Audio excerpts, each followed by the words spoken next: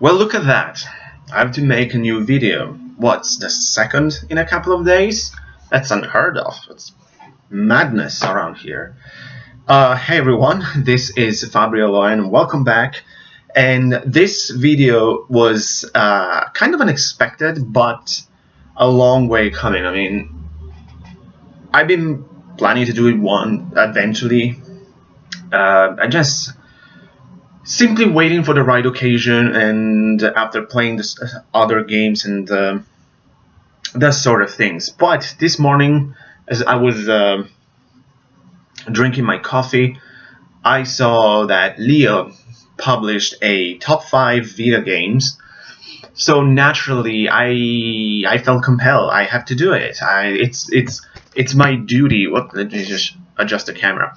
It's my duty to share the Vita love. It's as you guys know, I'm a huge fan of the PS Vita. It's one of my favorite consoles of all time, to be honest. To me, it was the perfect portable system. You can play fantastic games on the go. So there's no wonder that why the Switch to me was a no-brainer. Although it took me a long time to get it, but obviously the idea of playing those games on the go, it was perfect to me. And especially since the DS days, portability became more and more prevalent to me as a gamer. And the Vita, as I said, was almost perfect to me. It has a fantastic library of games. The only thing is, to properly enjoy the Vita, you need to love Japanese games, I feel, because maybe 85% of the games are Japanese. Not simply because it's a Japanese console, but because here in the West, the Vita failed very quickly, while in Japan it stayed kind of relevant for a long time. It was pretty successful over there, which it just shows you what it could have been if not for Sony being an idiot.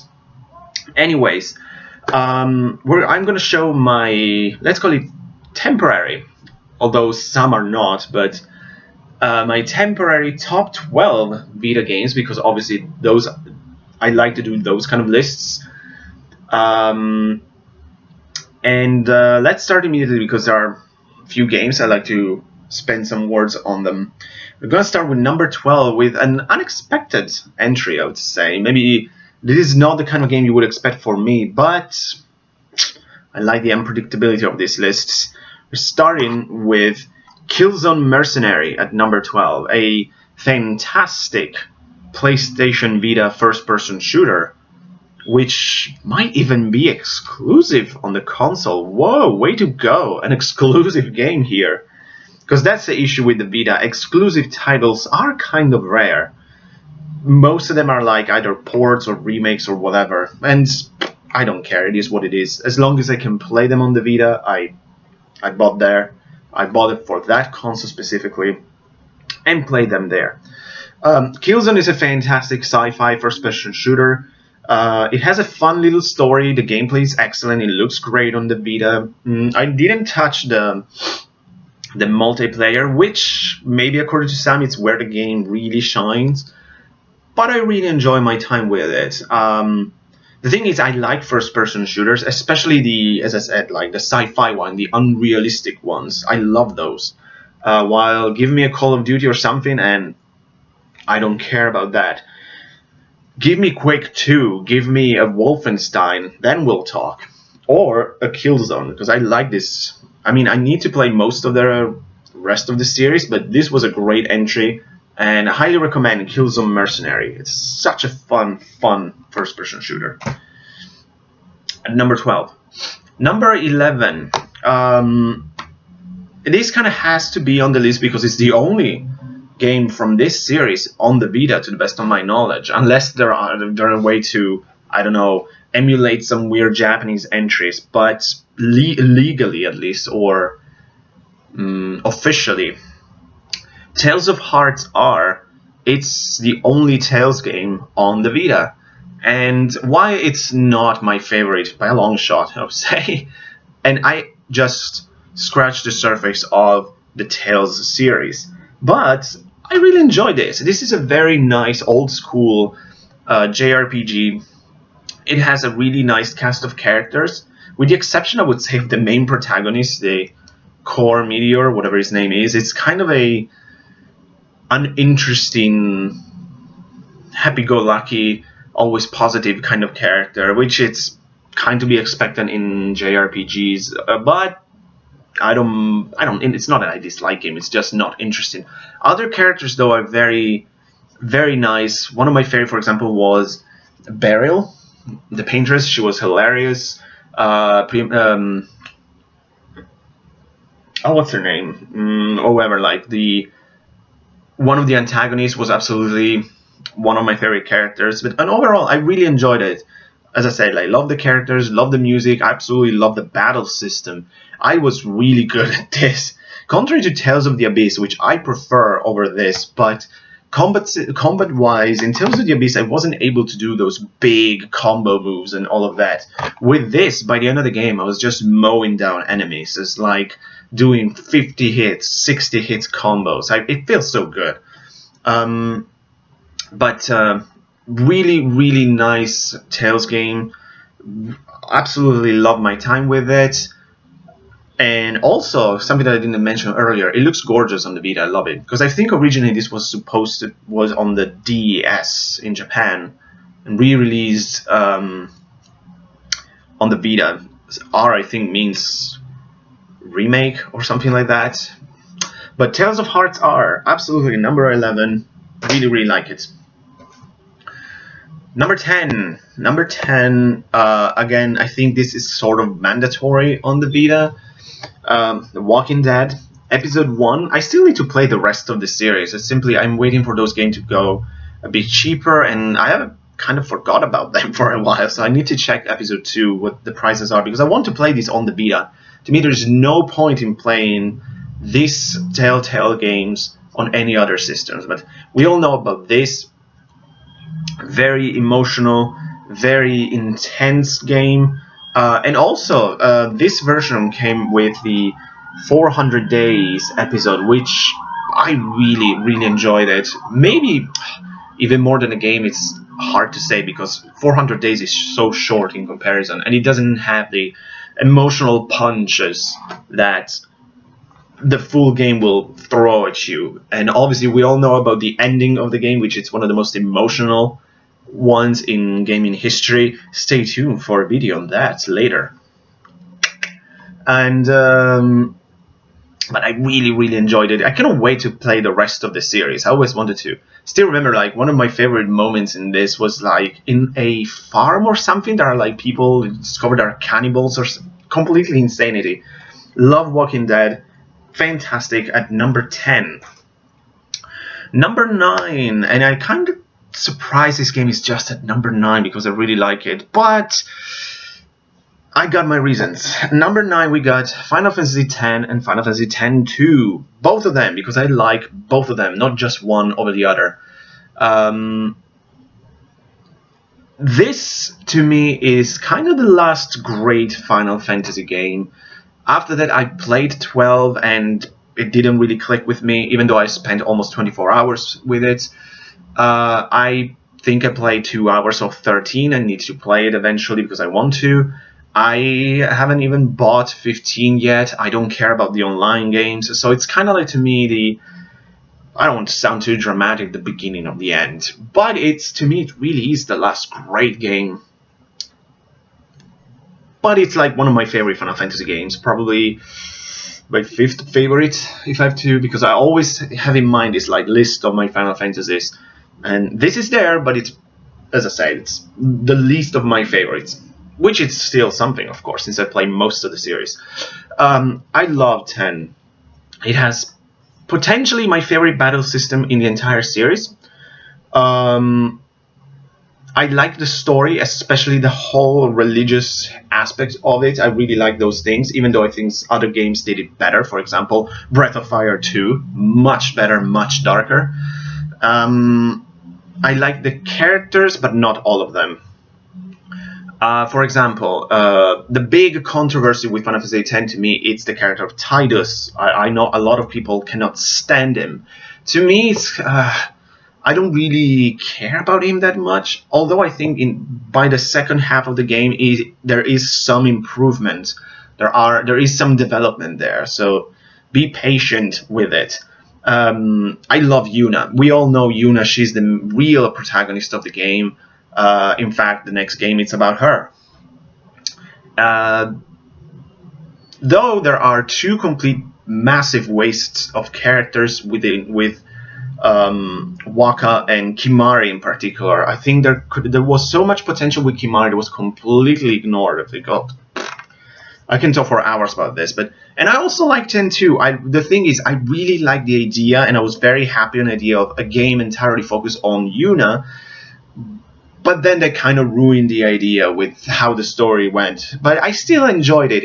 I don't want to call it a guilty pleasure kind of game, because the amazing combat system is there. I don't mind the three main characters, Yuna, Riku, and Pain, actually. But it's a fun game and a very nice idea that could have been better. But at number 9, number 9, Final Fantasy X, 10-2. The thing is, it's only number 9. Because to me, this game is synonymous with PS2. There's nothing I can do. I said it doesn't matter, but in a way, they kind of drag him down a little bit, if it makes sense. It kind of does for me, but whatever. As I said, number 9, a fantastic entry in the Final Fantasy series. Number 8. Now, this is an interesting one, because again, this game is everywhere. It's being released on any possible platforms, any possible console, but I played it exclusively on the Vita, and that is Axiom Verge. It's the first game I beat this year, actually. As I said, just bought it this year, played it. It's a fantastic Metroidvania game, one of the best I think you can get outside of Metroid. It has an awesome Super Nintendo feels to it, and it has an amazing lore. That's kind of the main strength to it, especially when you start to encounter those I don't remember the name, but those massive robots with those like women faces, but those huge kind of worm centipede kind of mechanical bodies. I cannot remember the names. That is so fascinating when you start to discover about this parallel universe or whatever. Such an interesting game. Absolutely loved it from beginning to end. Axiom Verge. The music, it's great. There are like a ton of weapons, the power-ups. For example, I love the special code. You can go through walls with that. Really good. Pure Metroid kind of game. If you like the genre, this is an absolute must. And as I said, it's on everything. From PC, PS4, Switch, Vita, everything. So there's no excuse. Just play this. I know it's not a recent game. What was it? I think it's like a couple of years old or something, but absolute must. At number 8, Axiom Verge. Really, really nice. Number 7, another interesting one, and that is Tokyo Xanadu. Play the standard edition, not the other one, the enhanced one, the extended one, whatever. Basically, if you take Ys and Persona, put them in a blender, you got Tokyo Xanadu, basically. I really, really enjoyed this, though not as much as I was hoping. And I'm saying this, I mean, it's very high on my list. I loved it, but I think if certain things happened throughout the game, there were a bit less anime cliche, this game would have been even higher, and I would have liked it even more. I can make an entire mini podcast on the reasons why, or what I think they should have done with Tokyo Xanadu to make it even better. But what we have here, it's already a fantastic action RPG, which plays amazingly on the Vita. I really like the music, though it's not as good as Ys or Legend of Heroes, but it's still JDK music, and I love it. You get a really nice cast of characters. As I said, maybe a bit too heavy on the anime cliche, but that's fine. One issue that I have, for example, I think it's too long. I should do that video. No one probably cares, but I will do it anyways. We'll see. But really like the world that they have created here. I really hope there's going to be a sequel, because there's so much potential with it within this franchise. I really hope Falcon will do a Tokyo Xanadu 2 that will expand on the world and the lore of all of it, because it's so interesting. So at number 7, I think so, Tokyo Xanadu. Excellent action RPG. Number 6, this is basically, it's strange if saying like this. This is kind of the game I bought the Vita for, in a way, because at the time I was really interested by the concept of this console, and this is kind of the game created for which the Vita was created for what I read, and that is Gravity Rush. What a cool game. I loved everything about this. The platforming, the open world, the lore, the setting. You get this huge sort of open world-ish town that you can explore with your power. It has all the functionalities of the Vita. You got the tilt controls, the touch screen, everything. But I really like the story, and the thing that pisses me off about this is that the sequel is exclusive on PS4. Why couldn't it do it on the Vita, other than, oh well, on the Vita it's not gonna sell well? That really annoyed me very much. But other than that, I love everything about this. To be honest, I don't remember that much of the story, because this is the first Vita game that I played, or one of the first anyways. But I really love the character. I think she's called Kat or something, and I love that there's this other character, Raven, and I love like knowing more about it. So I think she's a playable character in the second one, maybe. I really need to play the second one. And I remember there was a very creepy moment, at least to me, in the game, that you're falling down basically this hole under the city for like kilometers, basically. It was so interesting. It's a very original and very creative game, I would say. And number 6, Gravity Rush. Absolutely love it. Number 5. Here we go at number 5. Persona 4 Golden. Of course, how can it not be in the top 5 of the best Vita games? As this is the reason why a lot of people bought a Vita. This is the reason why people own a Vita. This is a classic. It's a timeless classic JRPG. To me, however, this is more of a visual novel, which has a good, not excellent RPG attached to it. I always say it, but to me it's true. The reason I love this game, it's the story and the interaction between the characters. Like, I love the dungeons, the way they were presented, like, as levels. Meaning, I love the idea of the sauna, of the nightclub. That was absolutely my favorite. The 8-bit-ish kind of level. So, as I said, like, aesthetically. But to me, those were, like, in the way. I wasn't anticipating, oh yes, I'm gonna play a dungeon. It's like, oh fuck, I'm enough with the dungeons. I just want to talk with the characters more. Because that was the best part in Persona 4. I love the murder mystery story. I absolutely adore the cast of characters. These are such likable characters, absolutely timeless. And the combat system, even though I said I liked it very much, but I think it's kind of basic, you know. It didn't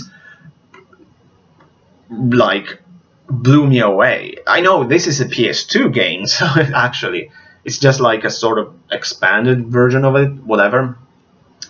But it is an absolute classic for a reason. I only finished it once, and that's enough for me. I played almost 70 hours of it and loved every moment of it. So absolutely number 5, Persona 4 Golden. A fantastic visual novel, a fantastic game. Absolutely. Number 4, we're going obviously to Telltale once again, and you might imagine, The Wolf Among Us, of course.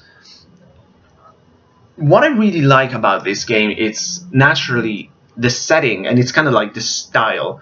To me, this had such a film noir vibe to it. The idea is like this investigation story as you play as the big wolf, Bigby, and try to solve the mystery.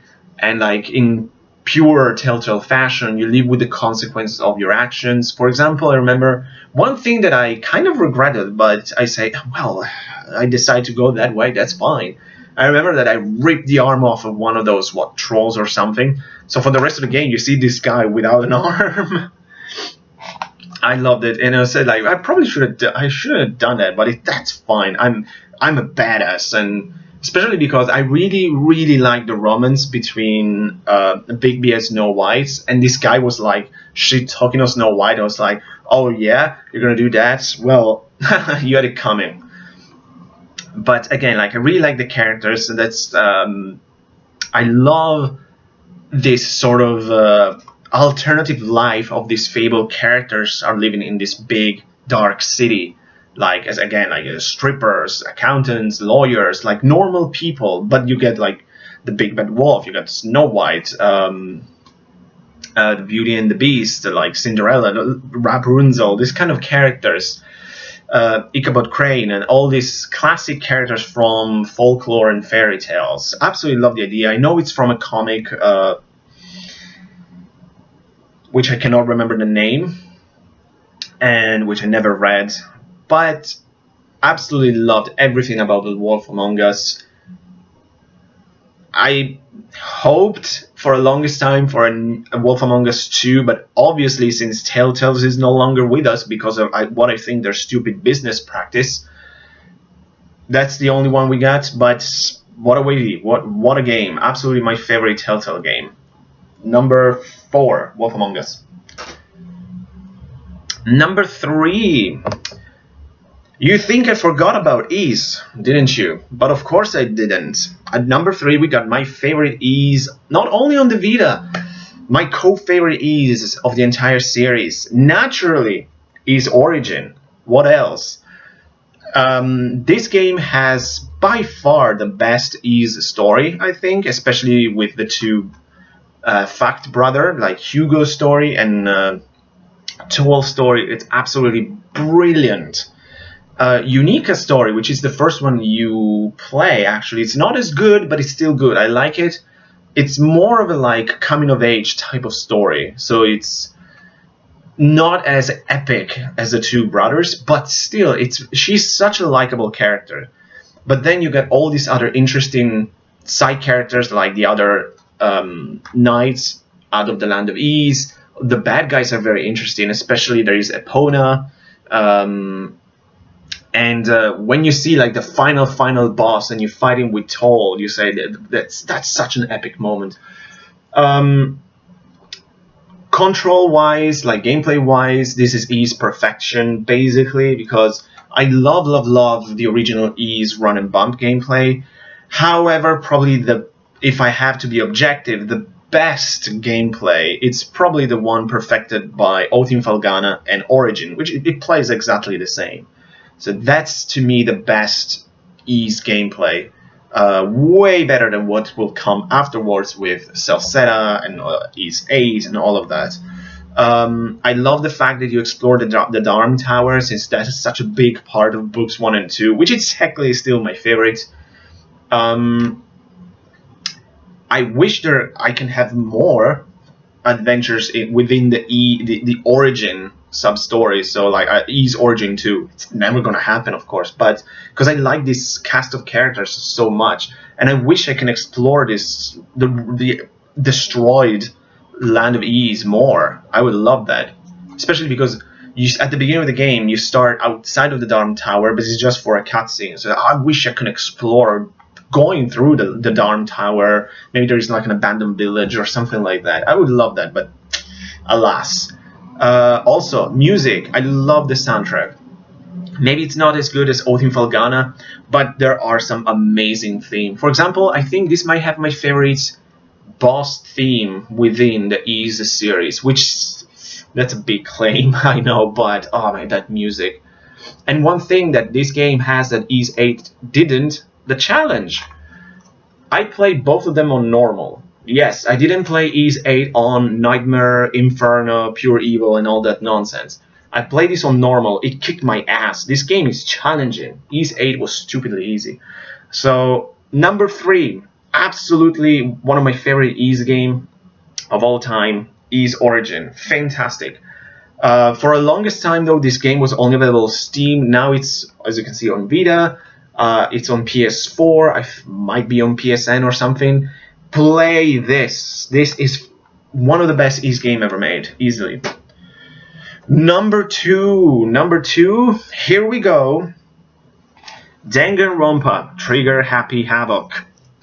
Still my favorite Danganronpa game. I love 2. I absolutely love Ultra Despair Girl. This, like, to me, it's a perfect spin-off side story kind of thing. And I'm very conflicted about V3. For the simple reason that up until the last final trial, I was thinking, oh my god, this might actually be my favorite Danganronpa game. Because you got some of the best and biggest and most dramatic moments. You got probably some of the best characters of the entire series. I was like, that is fantastic. This is such a good game. And then the ending happened. And I was like, oh, they're doing that. They're going in that direction. Oh dear. Okay, I'll roll with that. But as you can see, to me, it's not that I don't like the ending in V3, but I think that ending ended the series permanently. They cannot make another Danganronpa after that. So it's very controversial because I want more Danganronpa in my life, of course, but you cannot have that after the big reveal in Danganronpa 3. There's no way. And I think they did it on purpose because they kind of wanted working on Danganronpa. I mean, Team Danganronpa after that moved to Zanki Zero, which I really want to play it. And but as I said, up until that moment, I freaking love that. But I love all 3 of them. And Trigger Happy Havoc, it's still the first. You never forgot your first time, after all. And it introduced me to this crazy, insane world of hope and despair, which I fell in love with it. This is the game that allowed me to start scratching the surface of the visual novel genre, because that's still kind of new to me. But considering that in games, what I love the most about everything is storylines, storytelling. This is what these games are. They're just stories. Of course, Danganronpa have more gameplay than your typical visual novel because of the trials, which I absolutely love that. I love the murder mysteries, of course. Monokuma, it's one of the funniest and most hilarious mascots, antagonists you can have. I love Monokuma. One thing I didn't like in V3 are the little Monokumas, the 4 little teddy bear. Because in Danganronpa 2 you got the pink Monokuma kind of thing. I don't remember her name now, but there's a reason for that. In V3, I don't think there really is a reason for the little guys, or whatever. But this might have the most memorable cast of characters. Even though some of the characters in V3 are, I mean, there's Maki is in V3. She's the best Danganronpa character. Fight me. But this is what introduced me to this crazy series. I will always love Trigger Happy Havoc. I love the rest of the series, but this will always be my favorite. So at number 2, Danganronpa, Trigger Happy Havoc. Number one, obviously, of course, what else but Treasure Cold Steel 2. Long story short, this is the best game on the Vita, the best RPG of the last I don't know how many years. Amazing, the continuation of the Legend of Heroes series. Naturally, to fully enjoy this, you have to play 1. There's no question about it, because 2 is a continuation of this. Treasure Cold Steel introduced this entire new saga. Part of the Kiseki series introduced these new characters. There are returning ones, and this is amazing stuff. Pure RPG platinum, not even gold. This is more precious than gold. You have unforgettable characters, phenomenal music, excellent battle system, which is in a way like the evolution of the Trails in the Sky combat system. which maybe I don't know. I was about to say something, but it was just me thinking out loud. Which one is better? I mean, Cold Steel it's a bit better because you got the quartz, a better quartz system. As I said, it's kind of the same but just prettier, and that's what Cold Steel feels like. It's still the same as Trails in the Sky, but it has like a better graphics and a more slightly improved combat system. It's an updated Trails in the Sky kind of game. You got, as I said, everything in here is perfection to me. I don't need to talk too much about the Cold Steel games. We all know about them. If you don't, I mean, what's wrong with you? Absolutely my favorite games on the Vita, because you cannot play this without playing that since part 1, part 2. Of course, Cold Steel 3 is coming this year, about fucking time. Cannot wait to play that, even though I'm pissed out of my mind that it's on the PS4, but business is business for Falcom. And cannot wait to continue the adventures within the Erebonian Empire. So there you have it, my top 12 Vita games. Hope you guys liked it. Definitely do video responses, leave comments, keep sharing the Vita love. This is such an unappreciated console here in the West.